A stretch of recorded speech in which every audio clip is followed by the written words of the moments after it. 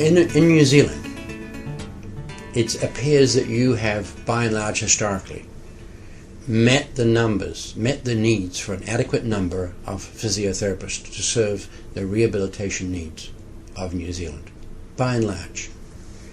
Despite that, however, there's still competition from other groups that weren't here many years ago, chiropractors, osteopaths, and so on. But in America, we have been chronically short of physical therapists, and as a result, we have far more competition from other health science groups. And we've lost areas of practice that we did not see as an opportunity because we didn't need an opportunity. We were all gainfully employed. So why bother taking on acupuncture, for instance? Now, acupuncture in America is a separate profession, which is not where it should be. Because if you have a profession in manipulation, such as chiropractic, or profession in acupuncture, that's what you're going to do. Now, while it's of value, it's not of total value in the treatment of a patient. It's a modality in the treatment of a patient. Manipulation and acupuncture, they belong in physical therapy. You have that in this country. We don't have acupuncture in America. We can't do it. We can use acupressure, but very few of us know anything about that. We've lost areas like cardiopulmonary, by and large. We've lost most of that to respiratory therapists. We've lost a lot of sports to athletic trainers. And we'll continue to lose areas of practice, pre- and post-natal care to nursing, because we've been chronically short.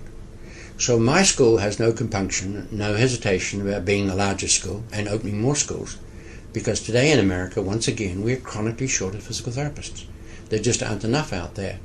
And every therapist has a job, and while that's great, and it's not good in the long term. There needs occasionally to be slight unemployment in every professional group.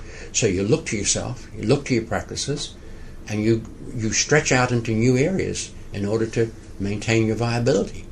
But without such a stimulus, which America is full of because it's a capitalistic society, but within physical therapy, we don't have that stimulus. We become very complacent, and we're not as strong as we could be, and not nearly as big. So consequently, when you in New Zealand speak before legislative and policy-making issues on rehabilitation, you're the main voice, I would suspect.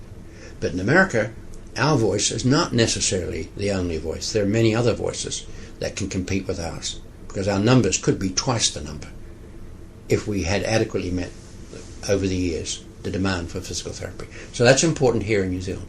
We shouldn't be worried about occasional oversupply. It may hurt a few therapists, but it's best for them and the profession and of course the patient in the long run.